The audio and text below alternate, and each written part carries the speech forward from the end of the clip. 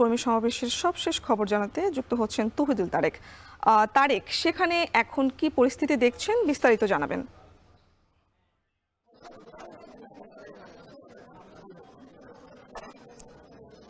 পুতুল, বর্তমান যে পরিস্থিতি সে সম্পর্কে যদি একটু বলি, পরিস্থিতি কিছুটা স্বাভাবিক এই মুহূর্তে, তবে বলা যাচ্ছে না। কিছুক্ষণ পরপরই কিন্তু আমরা দেখতে পাচ্ছি যে এখানে উত্তেজনা তৈরি হচ্ছে, কারণ জাতীয় পার্টির যে নেতাকর্মীরা রয়েছে তারা আসলে পুলিশের ধাওয়া যখন তারা খেয়েছে, পরে কিন্তু তারা আবার তাদের কার্যালয়ের সামনে ভিড় করে এবং আবারও তারা একটি মিছিল করার চেষ্টা করে বেশ কিছুক্ষণ আগে।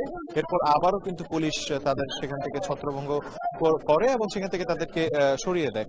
এরপরে যে বিষয়টি আমরা দেখেছি, এরপরে কিন্তু আমরা আইন শৃঙ্খলা রক্ষাকারী বাহিনীর বক্তব্য শুনেছি। আমাদের সাথে কথা বলেছেন ডিসি মাসুদ আলম। কিন্তু তিনি বলেছেন যে যখন তাদের কর্মী সমাবেশ চলছিল তখন তাদেরকে এই কর্মী সমাবেশের কোনো অনুমতি তাদের ছিল না এবং তারা জাতীয় পার্টিকে বলেছিলেন যে তারা যাতে এই রাস্তাটি ছেড়ে দেয় সাধারণ মানুষের চলাচলের জন্য, কিন্তু তারা যখন ছাড়ছিল না তখনই তারা আইন শৃঙ্খলা রক্ষাকারী বাহিনী তাদের সরিয়ে দেওয়ার জন্য তাদের উপর করা হয়। এবং একই সাথে যে বিষয়টি তারা বলেছেন যে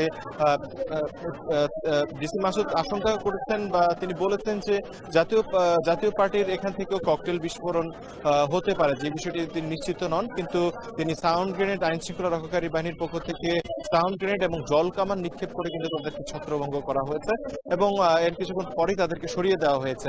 তবে জাতীয় পার্টির যে শীর্ষ কর্মকর্তারা রয়েছেন, জাতীয় পার্টির চেয়ারম্যান এবং মহাসচিব সহ, তারা কিন্তু এই আক্রমণ কিংবা হামলার সাথে সাথে কিন্তু তাদেরকে নিরাপদ স্থানে সরিয়ে নেয় নেতাকর্মীরা। বর্তমানে আমরা জানতে পেরেছি যে তাদের যে কার্যালয় রয়েছে সেই কার্যালয়ে অবস্থান করছেন।